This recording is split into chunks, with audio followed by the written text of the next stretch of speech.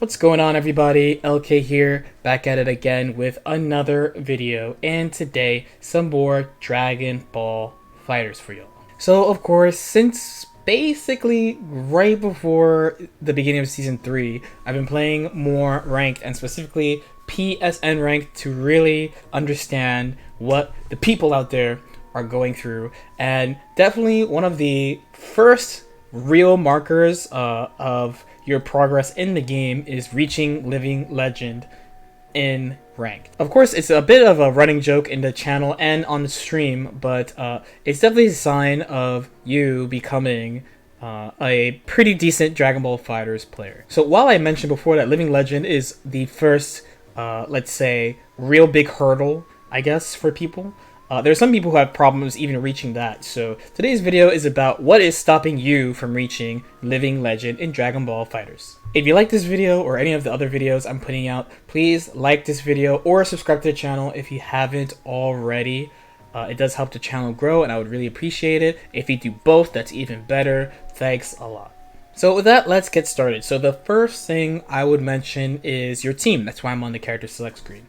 Now, you don't have to pick like a super top tier team or a super top tier shell, like something with Bardock and Beam or something really represented in the game, but you do need your team to be functional and well put together. What does this mean in Season 3 specifically is that, yeah, you could basically play the characters you want to play, but you want to make sure you have some type of cohesiveness in your team so that it actually works. Now, I joke about things like picking the game's default teams and stuff, but the game actually has teams like this as default team setup. This team, it's not super great, to be honest. There's a bunch of issues with this team.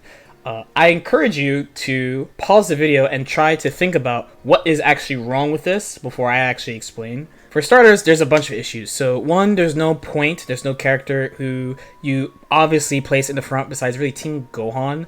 Team Gohan can be played point or mid, right? He has a really good A assist, DP assist, which is a pretty good reason to put him in the second slot. If you do put him in the first slot, that your 2 assists, while they do support you, you don't need 2 of these. You usually need one or the other, so there's a big gap there. You also can't be running teams like, let's say this. I'm definitely just making something up. Like, this is not really going to work. Of course, I picked 3 random characters, but again, the main thing you want to do is make sure you put your team together in a meaningful way. I have 2 series on how to pick assists and how to build teams different ways on this channel already. So if you are having problems with this, then I definitely encourage you to watch them. So the next thing is your one-player game. So I've discussed this several times on the channel, but this is the concept that there are things that you could practice by yourself, and there are things that you need to basically play against a person to learn how to do. So things you have to play against a person to learn how to do is stuff like neutral and defense. That stuff is hard, and even to the highest levels, people keep on trying to work on this, improve this, and push this. But things like combos and pressure are relatively easy. You could pretty much copy people if you're playing the same characters, and you can implement them in your game very, very quickly. Now, the reason why I mention these things is because for the most part, when I see people starting, and of course I had this problem too, and when I was starting the game, and also when I'm picking brand new teams of like 3 characters I've never played before, generally when people pick up the game, they have like their 2 characters, because you have to have them, right? It's a 3 vs 3 game, and then they have like their 1 shining star character, like their clear best character. That's all well and good, but it's a 3 vs 3 game, so ideally you're kind of equally good with all characters. Like, in a practical sense, like take me personally, right? I have my base Vegeta, Trunks, and Broly. A lot of people would probably say Trunks is my best character. It's also the character out of these 3 that I've played for the longest time, so it just makes sense. But if you watch me play the team together, especially at this point, it looks like I'm at similar-ish skill with all the characters. Like, I have my combos down for the most part. Maybe I'm missing a couple here and there. But for the most part, I have a combo in every situation. I know how to do offense with all the characters. I have knockdown setups with all my characters. I know what to do level 3 with all my characters. Like, all these things that don't require the other person to be involved at all, I have down to a good level that I'm comfortable and I could act quickly when things happen. So next is in regards to using reflect. So of course, amongst people who are just starting the game or are pretty like low to intermediate level in general, there's a pretty mixed bag about how good reflect is, but most people don't think it's that good because you can push them away, but you can't be in block stun to do it. Characters can keep advancing, so if you don't like check to see how it works by character, then it can feel a little iffy. But I also noticed too that people who are starting the game or who are just lower level in the game in general are not using reflect the best way possible. So here's an example. I'm gonna record a string. Cell has many lows here, so let's record a string where I do that. Okay. So Cell has 3 lows available. So technically 4, right? Because you can do 2LL, so that's 1, 2, 2M, 6H, all in one string. So what I find newer players tend to do is that eventually they start mashing on the reflect. They don't see a situation and they're like, I'm going to reflect here. They're basically in block stun and they're like, oh no, I must reflect ASAP, right? So they get hit by lows for pretty much no reason, or they're already holding up early. It's another one. So they get hit by lows pretty much for no reason. Now, as far as using reflect at a really basic level, the best times to use it on defense is if they already used both of their assists, right? So here, there's not really a way for him to safely continue pressure because remember, moves are not advantageous in the game. I'm super taking my turn right now. So with a string like this, at any point when he's dashing at you, so at the end of the string, you can reflect him away and try to escape. Another place, of course, is when you get knocked down, you could just do it on wake up as a reversal. It's frame 1, so you could just get them off you. This situation could be a little rough. Again, if they have assists, they might be able to cover you. They usually will, especially if it's a more advanced player, will have something to cover you, but you could choose to do the reflect again.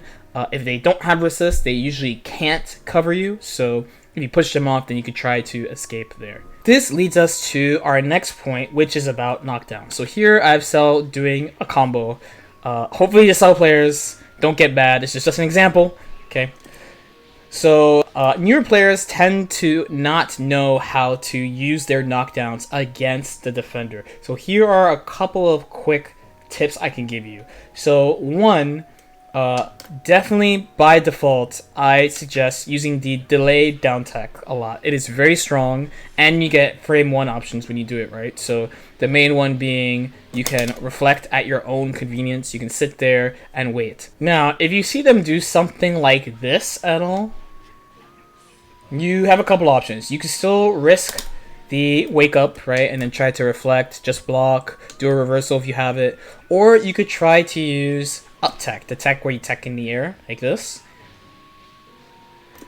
Because when they're running at you like that, they are definitely assuming you're going to tech downwards. Now remember, the main thing about teching up, and the reason why I don't recommend doing it by default, especially in the corner, is that you don't have access to reversal options. So yes, you're high off the ground and they can't do normal stuff, but if they cover you, then they'll have a lot more frame advantage than normal and they could get a setup. Most higher level players, even like intermediate players, they have setups to cover both, but they really want you to up tech so they can get a really nice mix up. So if you don't up tech, then it'll make it harder for them to set these kind of things up, and potentially you can escape. Side note, but just keep in mind that mid-screen 2, using delay down and mixing up delay down and up tech will make it much harder for your opponent to cover your knockdowns, especially if you don't have assists. And while we're on this topic, a little bit more about defense. The big thing being, how do you know when to take your turn? A lot of you, especially when you're starting the game, and it makes sense because you don't really know what's going on, mash a lot on defense. Of course, you're going to get a combo if you're right, which is really nice, but you're pretty vulnerable if you do this the wrong way. So an easy rule to know when to take your turn is that generally, the earlier in the string, the riskier it is to try to mash your way out. The one exception being, of course, jab for a jab Dragon Rush. That's something we could talk about a little bit later in another video. But for the most part, the earlier in the string, the riskier it is to mash. Why? Because you have more options the earlier you are in the string. when I do a jab, I could do another jab, I could do mediums, both my mediums, I could do whatever extra normals I have, heavies, ki blasts, overhead, dragon rush. That's why people do stuff like jab, super dash, because there are so many options you have already. It's hard to see and pick what do you think the opponent's going to do, as opposed to when your opponent does like a heavy into ki blast, you know they basically only have special cancel or attack again. So when someone does like this type of string, all they could do to continue their offense is another button or a special move. That's pretty much it, or they could peel off. So the later it is in the string, the generally more safer it is, especially when they don't have their assists available. The assist change this patch makes it much more clear when you could actually fight back, because they can't get their assist back to keep on mixing you up with like high-lows, cross-ups, etc. And the last thing I want to mention is just being more patient in general. The game, one kind of macro thing about this game is that the screen is huge, but the characters are generally not that big. Of course, we have our tall boys like my good new friend Broly, who's very large and very tall and very strong. But most of the characters in this game are pretty small. They don't have like big moves, and the screen is kind of huge. So if you're too aggressive, well, it definitely feels good to attack, get in there, rush them down, and mix them up. If you're a little bit too fast, a little bit too aggressive, your opponent can definitely punish you. Being just a little bit more patient, taking it a little slow sometimes, can definitely help you out. So one example that comes up basically at all levels are characters who have C assists that are beams. So as we know, a C assist that's a beam basically confirms itself. However, the C assist has more cooldown than A and B assists. So what this means for you is that if they whiff the C assist for any reason, you get to play the game without having to worry about that assist for a very long time.